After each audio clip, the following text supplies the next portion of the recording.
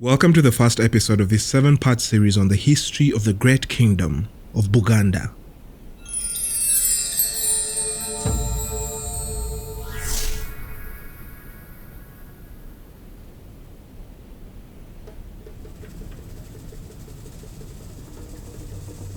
Njagala Kasai means I need blood. Yeah, I need blood. Yeah. When you hear it just openly, it sounds... It's very eerie and scary. yeah. It is even scaring, but it has its hidden meaning. This world is being led by the dead. This world is being led by the dead. Yeah, in Africa, actually, we almost had similar beliefs. Kings could be buried with a lot of items, to the extent even they were buried with servants. Ah. Yes.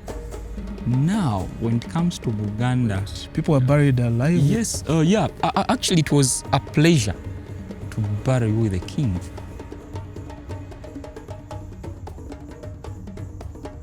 Era nze nsanyukira ddala kubanga ekyamazima zaali ssaawa 2 ennaku z'omwezi 16 omwezi ogwokusatu.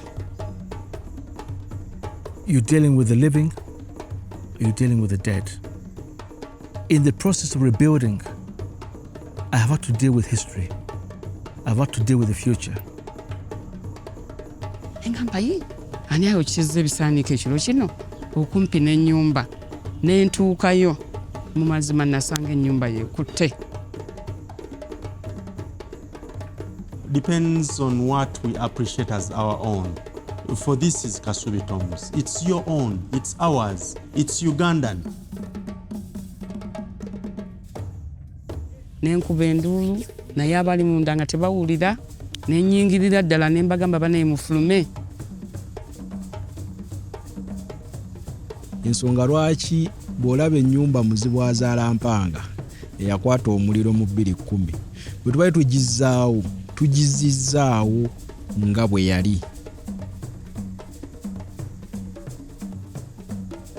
Naye kale mpulira essanyu kubanga kati njirabako kubanga luli nagakaaba ne ŋŋamba yi nga tufudde ekitiibwa ky'Obuganda okuggwaawo.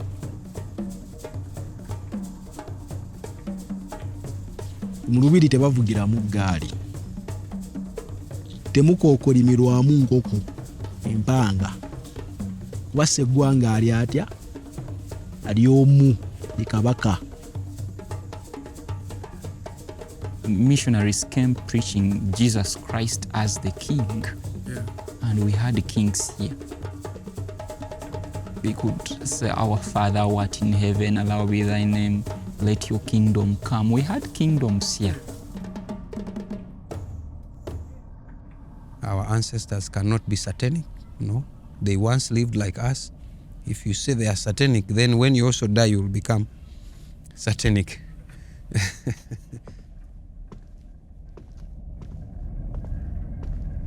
In this first segment, we step into the history of this UNESCO World Heritage Site and the great monarch who built it. It's important that you watch the whole series for context. Although we had intended to produce this series in vernacular, to reach as many people as possible, these Buganda tapes are presented in English. Any factual corrections will be addressed in a pinned comment. The conversation begins right now. Welcome to the Buganda series. I'm your host, Jonathan Benaya. Now, I must state that there will be segments in this series that include comments that are made in vernacular, or call it Luganda. So if you're listening to this in audio form and would like a translation, I've left a link down below in the notes where you can access a video form, a video version of this whole series, and there you'll have subtitles for the Luganda translations. But if you understand Luganda, then I guess you can access the series wherever you prefer. All right, let's get right in. What makes this place so special? Yeah, what makes this place so special is that it has the last 4 kings of Buganda buried together. Yes, this is not only the tomb we have in Buganda. Buganda as a kingdom has a number of tombs, but this is more special and significant that it has the last four buried together. Yeah. Interesting. Now, for our listeners, there are terms that we're going to use. We're going to use terms like kabaka. We're going to use terms like sekabaka. We're going to use terms like disappearance, because I understand in this part of Africa, the kings do not die, they actually disappear. Elvis, do you mind just letting us know what all those terms are, and also what is the story behind kings not dying? Yeah. Yes. First and foremost, kabaka is a term used to mean king. Kabaka simply means king. The king in Buganda, since he's the head of the African traditional religion, not only in Buganda but mostly in Africa, we believed kings that they were shadows of God. Yeah, actually, whenever even we were praying, we used to pray through the king. The king was everything. If the king was not happy, even the gods were not happy. Yeah, because we used to pray through the king. Even when they died, we believed that we still have an attachment with them. We believed that we still have a connection, at least with their spirits. So this reached an extent that people, whenever they were praying, again, they could pray through that particular king. Yeah. When it came that that particular king had a special significance, or he was a hero, he did something unique, so they had that desirance whenever they were praying, that at least let me pray through this king. Yeah. So that kind of saying that the kings do disappear, yeah, they die because they are humans, but due to the love people have towards them, we believe we still have an attachment or a connection with them. Okay. Yeah. So instead of saying that the king has died, we say the king has disappeared. Yes. Because we believe maybe sometime he will come back. Yeah. Yes. You know, when I was in school, we were always told that our loved ones, there was always this phrase that the dead are not dead. They're actually living dead. Yeah.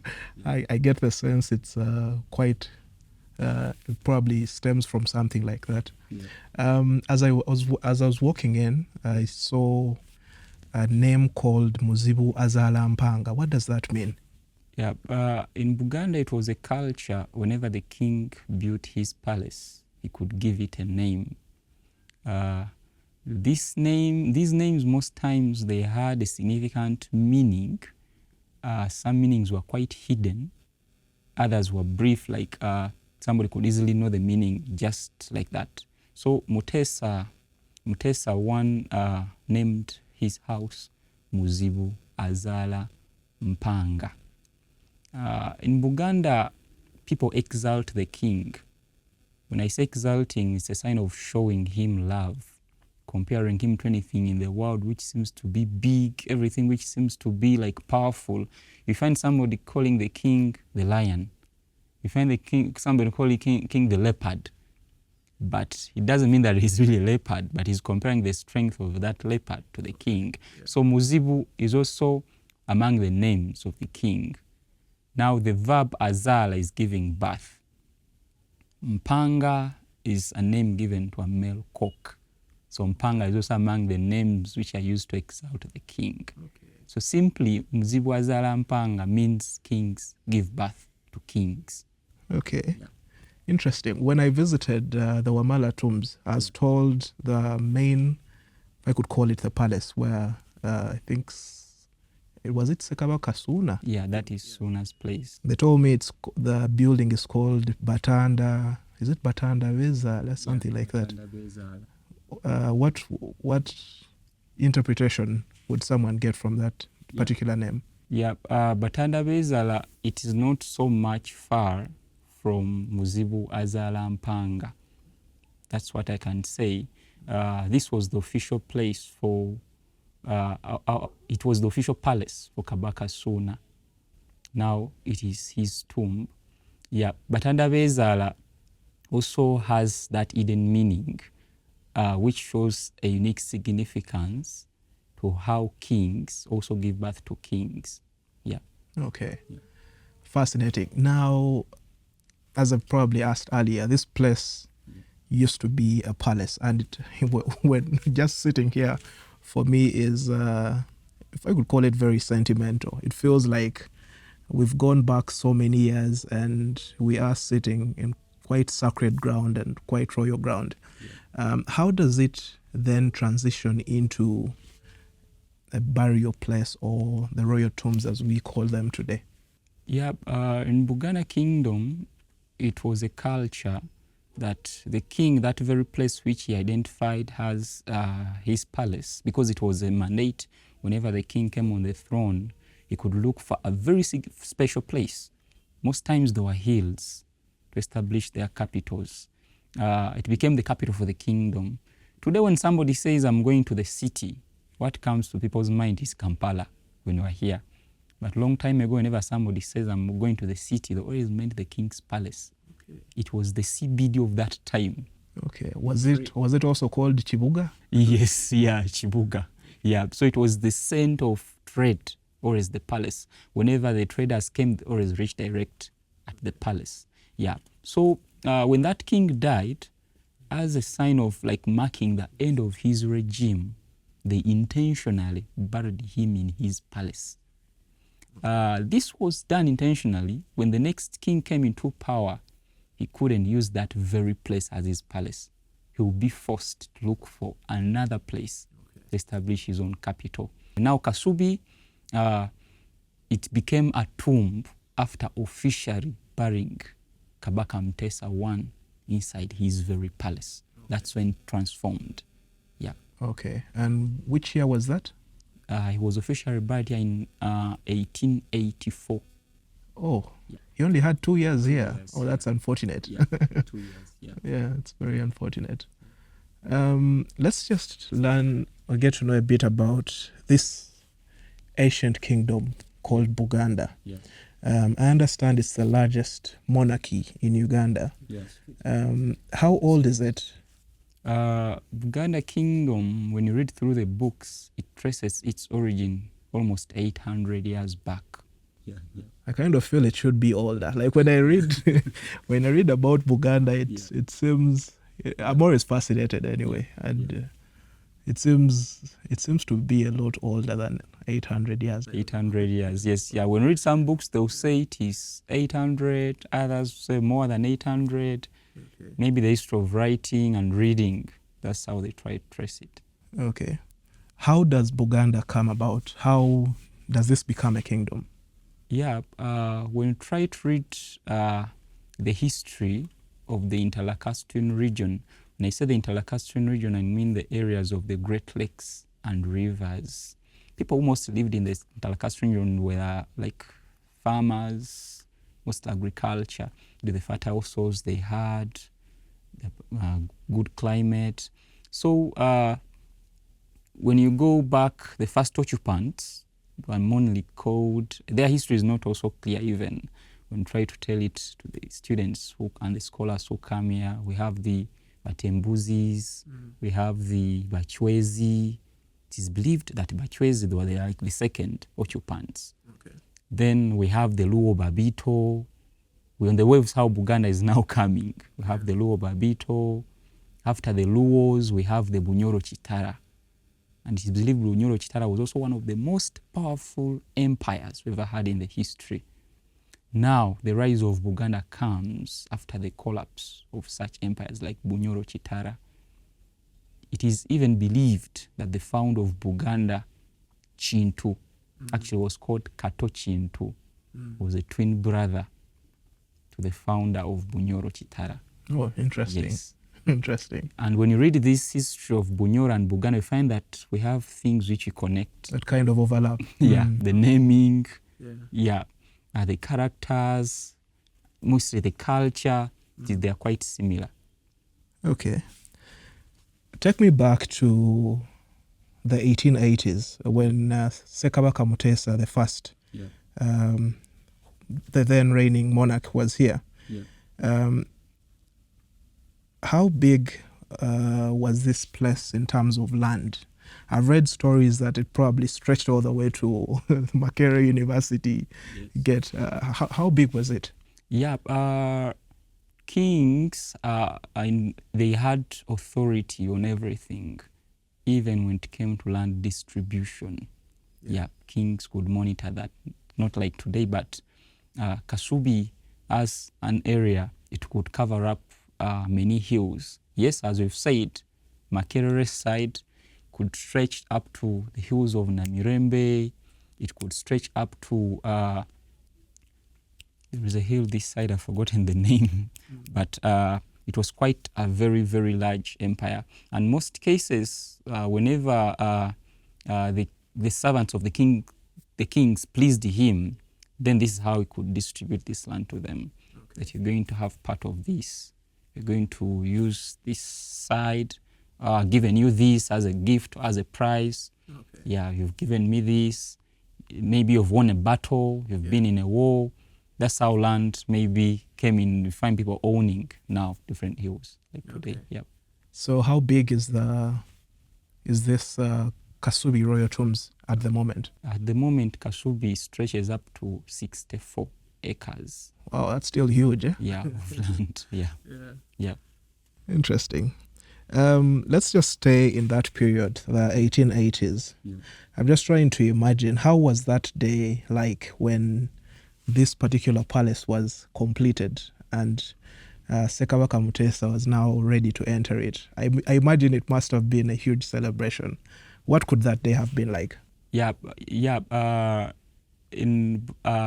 cannot say that there is a specific time you say that I've really completed this house.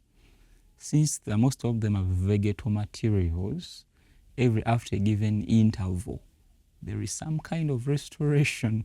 Yes, after the accomplishment, as usual, there is that big celebration. The king is entering his hut. That entrance where we came from, that was where he stayed and was waiting for the accomplishment of this main one, the main hut. Yeah, the particular rituals, and I'll say each clan has that particular role to play. Okay. Yeah, in the constructing of the king's enclosure. Interesting. So the king can be inside, but again, after a given interval, there's some restorations which are done. Okay. Yeah. You hinted about the place we came into, and you said it's called Bujabukula. What does that mean? Yeah, Bujabukula, it has two dialects. I would say it has two meanings. Can try maybe to choose one. Bujabukula simply means that the kingdom is growing, or Buganda. Bujabukula. Yeah, the kingdom is growing. May I take it in this context? Me as myself, when you enter that hut, it is quite not very big, but when you enter through it, you come to see this bigger one. So the hut's coming, growing. Yeah, when you're coming this side. That's a nice way to put it. Maybe after here you find something bigger than even this one, that side. Yeah. You talked about the different clans and the roles that they had in either building or also maintaining this place. Yeah. Is there evidence of that work here? Can you maybe tell us probably this particular clan was responsible for this, this one was responsible for this? If we looked around this palace, would we be able to tell the work of a particular clan? Yeah. Most especially here inside, some of the work is not always visible. That this work is done by this clan, can you see it? Some I would say they are spiritual, some are hidden. But these ones which are mostly visible, like the interior designing, which you can see, the rings, the backcloth, like wrapping on the poles, it is mostly done by the people, the Leopard clan. Okay. And the term they always give them in Luganda, they are called Abagirinya. Okay. Where the name maybe Segirinya comes from. I was about to ask. Yeah. Then the thatching is the type of the black and white Columbus monkey. Okay. I don't know where they were chosen. Maybe they're good climbers because they are monkeys, but they do the thatching. And not everyone in the clan can do that particular work. Those specific people who do that work, because I might be coming from the Leopard clan, and I'm not worthy to do this work. You might have had some good time with your wife and you're not clean enough. Yeah. So there are a lot of spiritual things which are followed. When they're choosing those people to do that particular work. Okay, interesting. And I've read that the rings in this main building, they total up to the number of tribes. Is that right? The clans. Clans, sorry. The clans, they represent the clans. Okay, are they arranged in any particular order? Is there, like, if I could call it, significance towards a particular clan as opposed to another? No, not really, but what it is, they total up to the number of the clans we have in the kingdom, and except the 3 ones which you see up.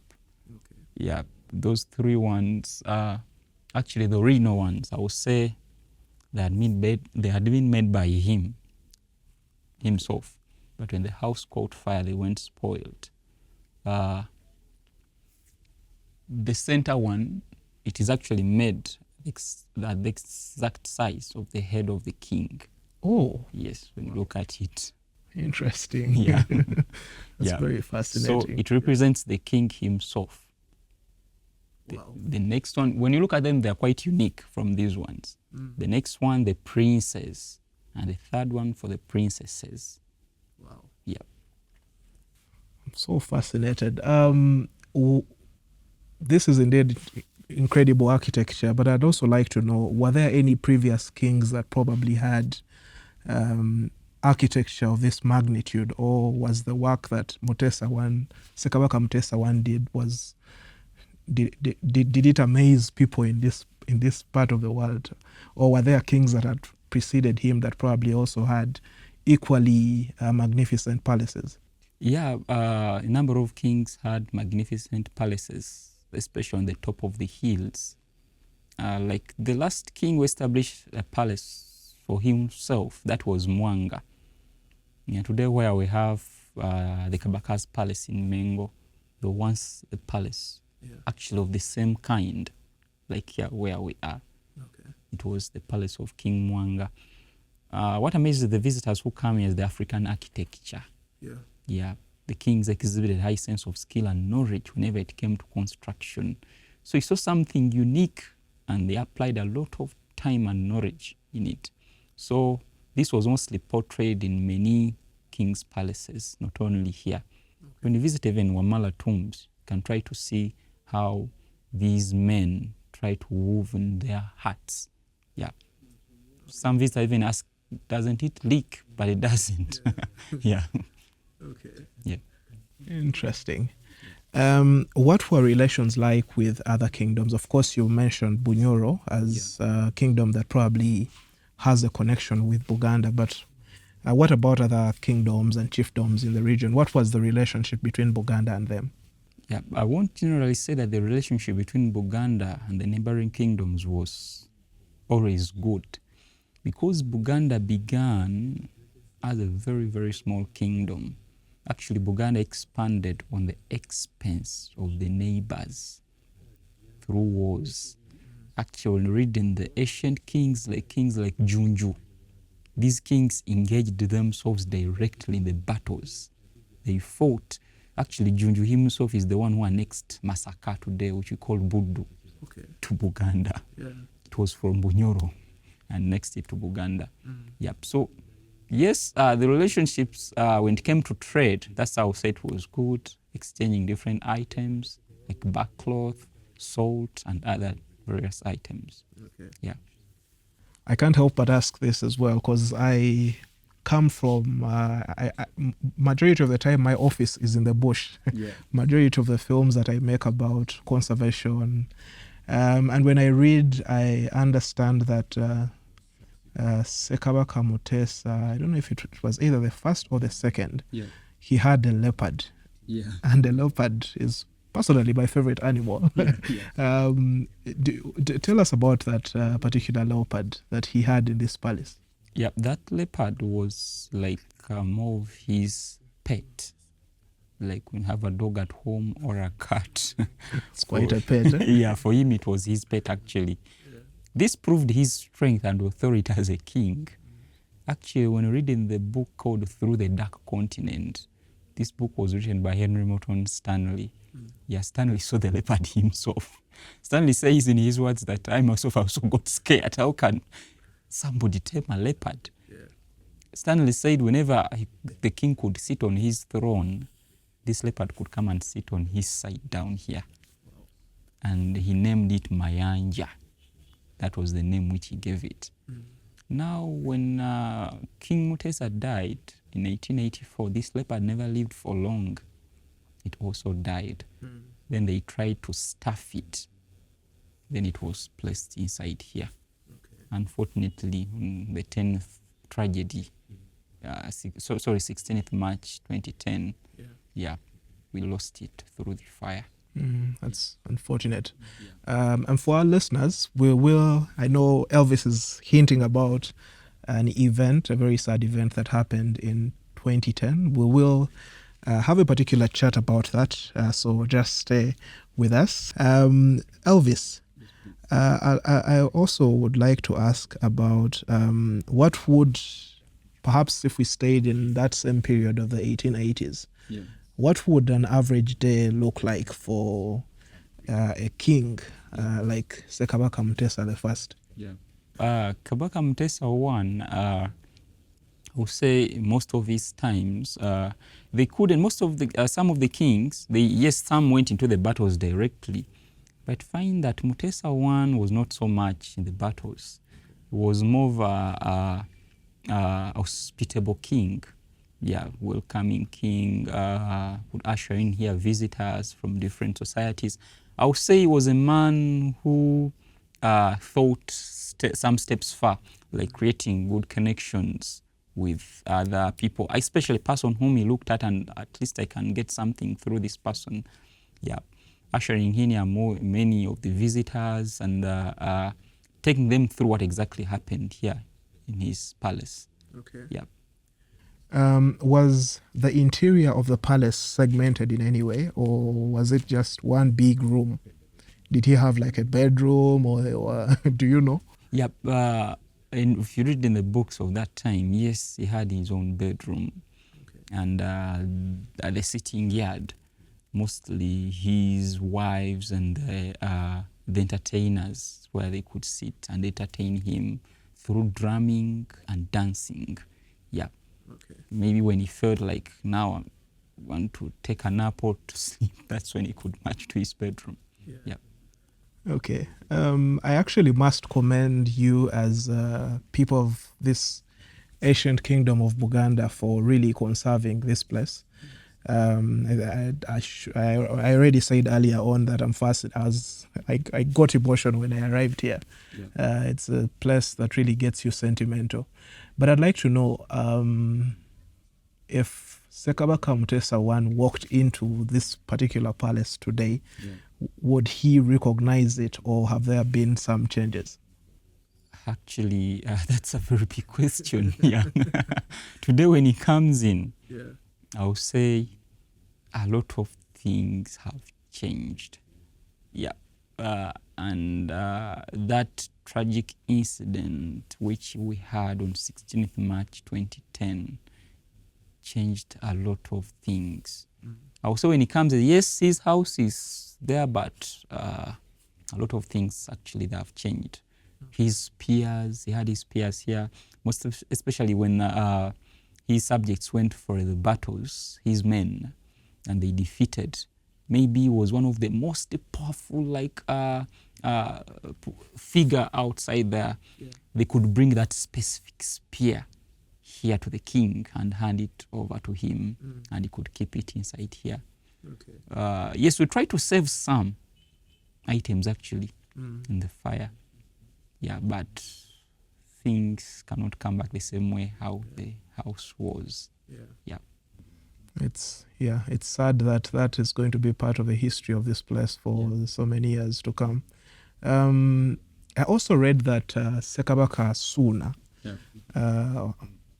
also lived here before, like so many years before. Is that true?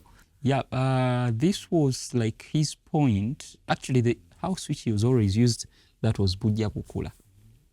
Yeah, he could use it as a point to distribute herbal medicine to his people.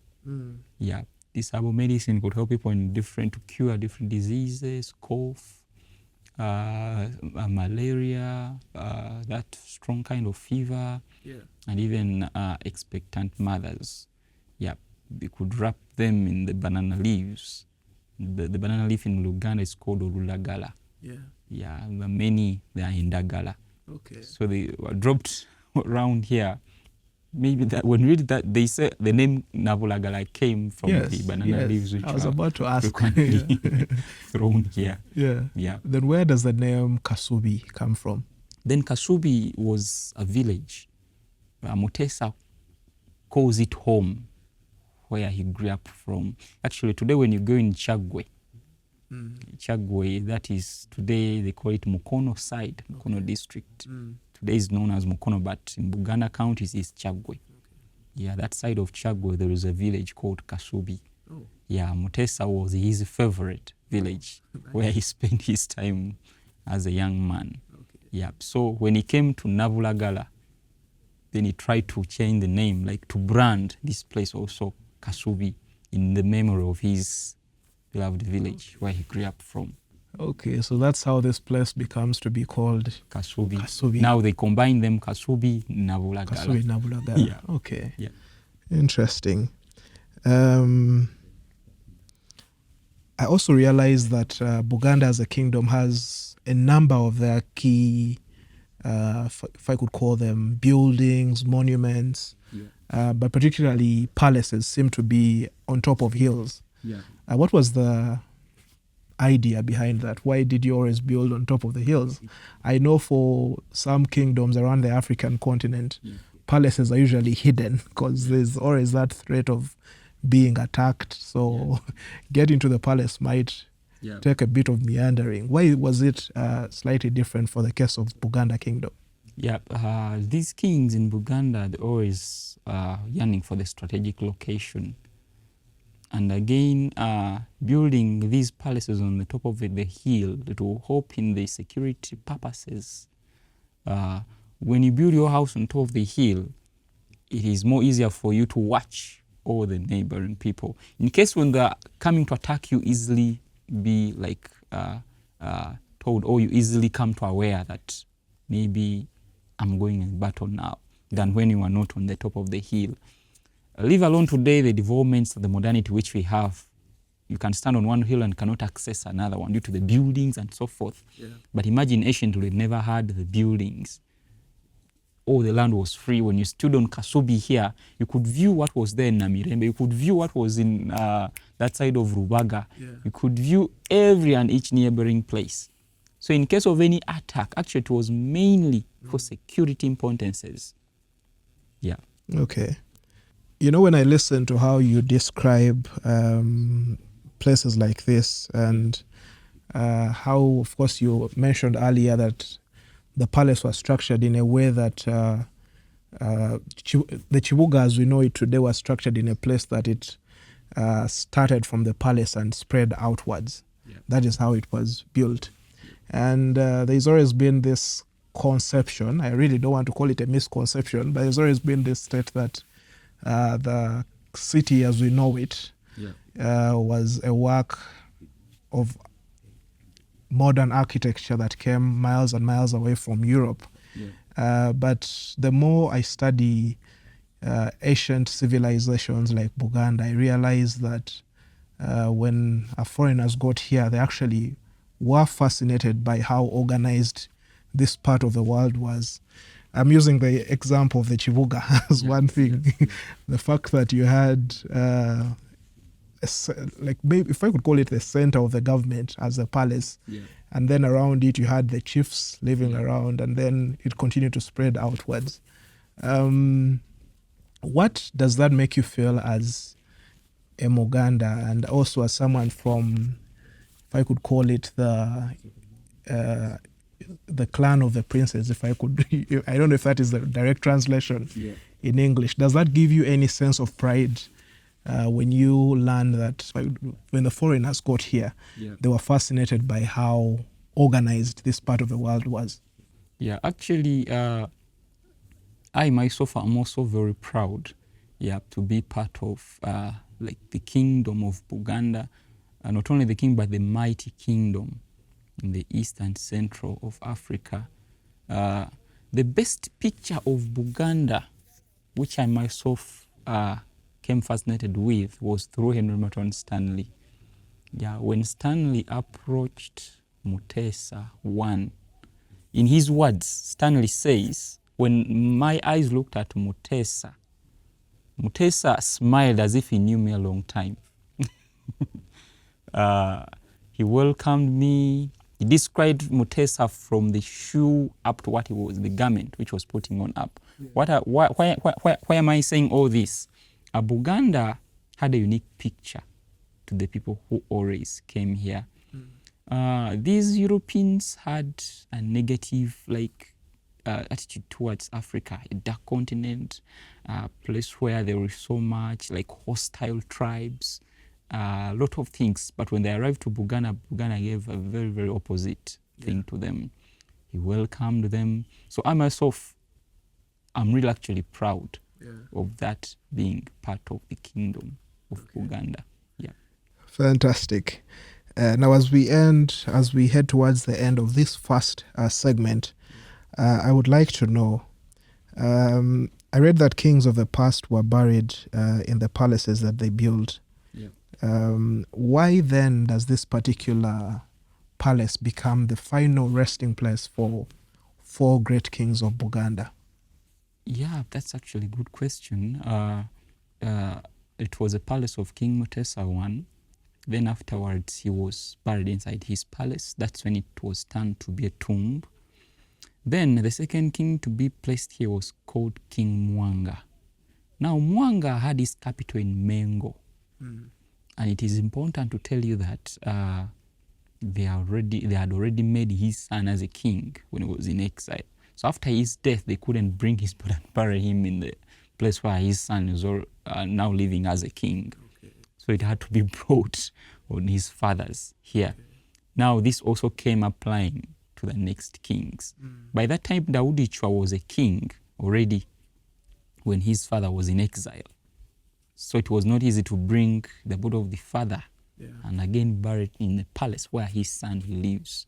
Yes. So it had to be brought here. Yeah. So that's how this place then became if I could call it a mausoleum of some sort. Yeah. Okay. Yeah. I do realize that the order in which the portraits of the great kings, the Basekabaka, the order in which they are arranged is not from father to son to grandfather. Son, okay. Is there a particular reason why? Yeah, actually, this is King Mutesa I, the one who is this side. We call him the father of modernity. Yeah. Whatever we have here in Uganda, whatever we see, it was through him. The unique thing about him, since he's the founder, he was placed in the middle of the heart. When you see the entrance, it is looking exactly, it's facing exactly. And these are not the graves. These are just replicas of how original graves look like at the back of the curtain. Yeah. So in Buganda Kingdom, as a sign of respect, sons, whenever they are with their fathers, you cannot do certain things when you are with your dad as a sign of respect to him. Yeah. So Mwanga, this was his father. So Mwanga was placed the other side. And Buganda, you have what we call Obuko. Obuko, I don't know how they translate it in English, but I always call it discipline and a sign of respect. Now, Obuko comes when your wife cannot go close or face your dad or her father-in-law. Yes. They say father-in-law, I mean your father. Mwanga's wives, if he was placed closer to his father, they couldn't come to see their husband when their Caesar is here or their father-in-law is here. So this sign of respect is still considered even when that person is departed. Even in the afterlife. Yes, even in afterlife, because we believe even the spirits lie here. Okay. So he was placed at the extreme end, the other side. Okay. So the sign of respect to his father. Yes. Yes. Now, when it comes to like having the grandparents, children feel a lot of freedom when they're with grandparents than parents at times. Yes. That's actually the same in even our current state. Yeah. When you're with your grandparent, you even run up and down, you run on the chairs, you're free to do everything when you're with your grandparents. Yes. Now, the son of Mwanga Daudi Chwa, this is his grandfather. So he was brought and placed this other side. So he's free there he's with the grandfather. Okay. We believe even in the afterlife they are together. Okay. The grandchild and his grandfather. Yes. Now the son of Daudi Chwa is Mutesa I. He's also with his grandfather the other side. Okay. Yeah. Now the wives of Chwa, when they come, this is also their grandfather. So a lot of freedom is here. Yes. They can sit, they can converse, anything they want because they're at the grandfather's place. Yes. Yeah. Even when the current king comes, now for him, the other side, he has his father there. Yes. So as a sign of respect, he does not go there. Yes, that is his daddy's place. Okay. He will come to the grandfathers because both of these are his grandparents. Wow. This is a dad to his father. Now he's his grandfather. Yes. And this is his great-grandfather. Great-great-grandfather, yes.